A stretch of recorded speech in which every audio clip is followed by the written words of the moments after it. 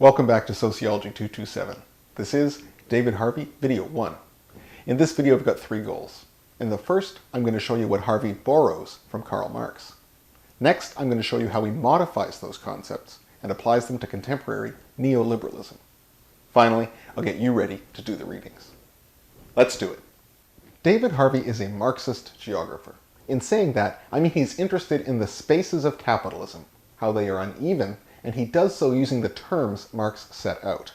Hence, David copied Karl. When we refer to neoliberalism, we are talking about a way of organizing social and economic life around market forms. Harvey will say as much on the first page of the article. You might ask, well, how's that any different than liberalism? First, when academics, and almost exclusively left academics, use the term, it is almost always pejorative. It's bad. We rarely use the term in a positive light, as I'm sure you'd expected, since we were talking about Karl Marx. In this sense, the term neoliberalism is used in a way that says liberalism was less radical or less extreme. When we talk about neoliberalism, we're referring to something that started in the late 70s, after the relative stability of Western economic life post-Second World War. So not only does it reflect a particular way of thinking about economic activity, it also refers to a particular period of economic activity, and a particular set of economic and social relations that took place from the 70s on. When I say economic relations, it should remind you of SOCY 226. Let me review the concept. Marx and Durkheim were talking about the changing nature of society in terms of industrial capitalism.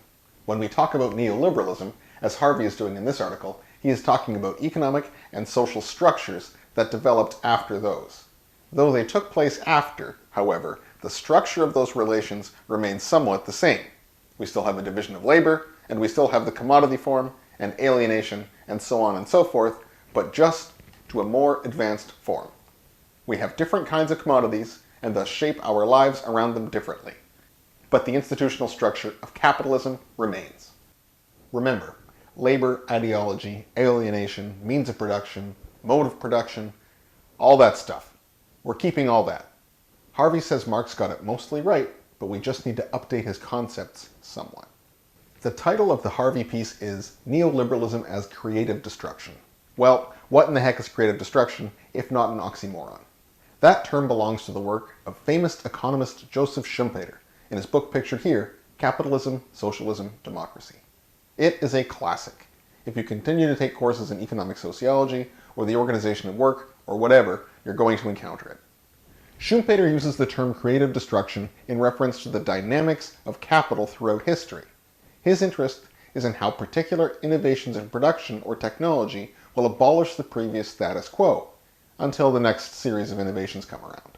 Here we can think about the use of the steam engine in the Industrial Revolution, of Henry Ford's $5 workday in creating Model Ts, or in Amazon's warehouse system now. In each case, either steam engines, Amazon, or my first car, industrial organization was forever changed by new innovations that shaped the face of capitalism. It is this dual process of stagnation and creative destruction that Harvey is interested in throughout the piece. When we talk about creative destruction, we're talking about the internal dynamics of capital to create and destroy particular forms of economic order. So in talking about creative destruction, David Harvey is interested in economic history, just like Karl Marx. When you read the piece, you'll find a definition of neoliberalism at the start, a whole bunch of history in the middle, and some concepts at the end. Why? Why can't we just skip to the theory, you might ask? Well, and again I'm going to refer you to the work we did last semester, the history is the whole point. We call Harvey and Marx and Engels historical materialists because they believe the changing ways that we work and consume are the drivers of historical change. If we just had the theory without the history that made it so, we'd be as bad as the German idealists that Marx was hanging out with in the 19th century. What Harvey is trying to do in his piece is to show us that the materialist conception of history did not end with the global spread of capital. The commodity form, the class relations, the tendency of labor to transform human essence, all of these things have continued after Marx died. Harvey is showing us not only that history kept going after Karl Marx's death, but also the applicability of Marx's theory to the present day. Remember my Marx lectures from last semester? Me neither. Let's review some concepts. Alienation was part of Marx's understanding of work under capitalism. When we work, we produce objects that are distinct from ourselves. We also produce ourselves as laborers, changing the way that we relate to labor. This changes how we relate to other people and to the species as a whole. These are the 4 forms of alienation that Marx talked about in the economic and philosophical manuscripts. Harvey is going to argue that exactly this same form of labor alienation happens under neoliberalism, albeit under a different form than when Marx was thinking about factory labor. So, how we relate to labor is similar, but with new kinds of industries and new kinds of output. This is what makes Harvey a Marxist. We are still in a class world, still working under the commodity form, and still laboring under capitalism. Even though capitalism has advanced, labor alienation continues. It isn't of crucial importance that you have each of the 4 forms memorized, just that abstract labor value is the basis of capitalism. Then and now. I probably let the cat out of the bag on this one, but Harvey's work also inherits Marx's understanding of material conditions. Just as Marx suggested that it was our species being, organized into classes and so on, that shapes history, Harvey looks at neoliberalism in the same way. The way that we lived, ate, and worked under feudalism was different than the way that we lived, ate, and worked under industrial capitalism. The conditions of life under contemporary capitalism have more in common with the industrial era, Harvey is going to argue, than under the feudal one, because the same class groups that succeeded under industrialization are succeeding now. Recall, capitalism and feudalism are distinct modes of production, ways of organizing work and the products of labor, though they may use the same means of production, as in farms, stores, etc., or they may use different ones. The terms are still applicable in the way that Harvey theorizes neoliberalism. Again, the unit of analysis is material existence, and this is the prime motivator of history. Harvey uses ideology in a similar yet updated sense compared to Marx. Marx used ideology as a way to dismiss the philosophical concerns of his contemporaries, asking questions about the nature of man, the process through which we acquire knowledge, how spirit has progressed through history, etc. In each case, the German ideologists failed to see the changing reality around them. They mistook capitalist development for spiritual development. Marx and Engels said, no, guys, in fact you have to see that all of these developments are taking place because of our changing material conditions. And if you want to follow those, you need to start paying attention to the ways commodities are circulating.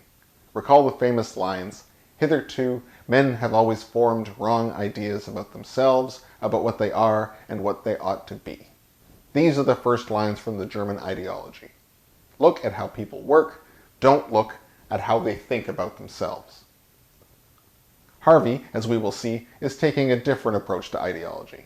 He is going to argue that part of neoliberalism is the way that particular class groups try and retain the material conditions given to them by promoting notions of work and policy that keep them rich.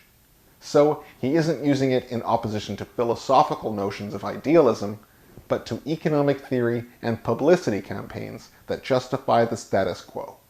This change in the use of the term ideology is of crucial importance, because it is this second use that will pervade all of the materials we will read for the rest of the course. To repeat, ideology does not only refer to an approach to history, shaped by ideas and not materialism, but to the forms of knowledge that justify capitalism as it exists today. Ideology maintains a particular social and material order. Both Marx and Harvey are interested in material conditions, but the conditions which they are writing are very different. Let's look at them. Here we have 2 varieties of capitalism. Again, I don't want to overemphasize their differences, because they're both capitalism.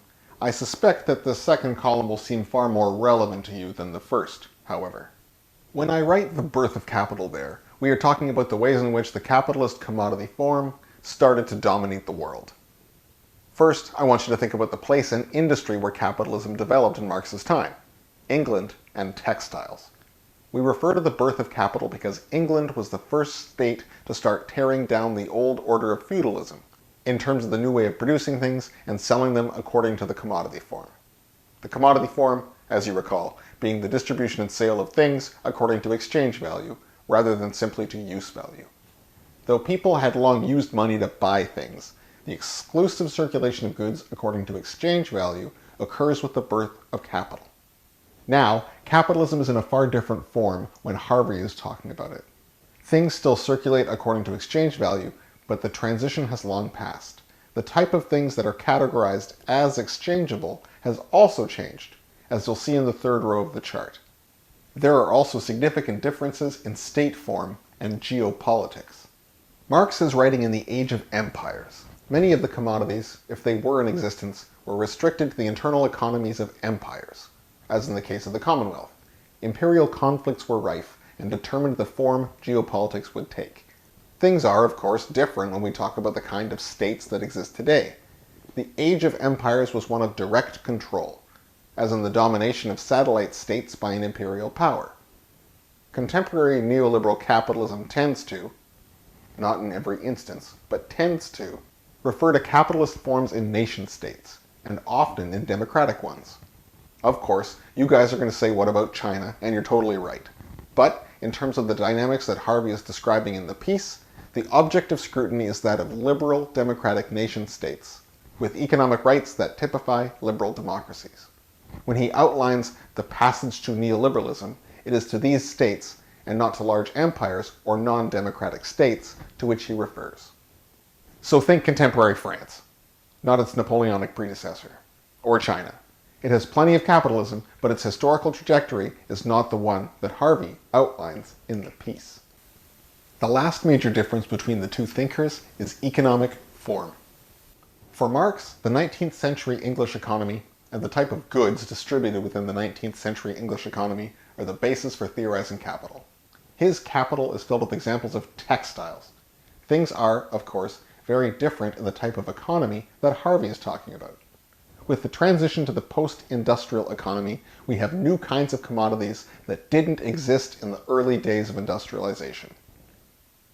The financial services industry, that makes up so much of the advanced industrial economies, had not been developed in the slightest.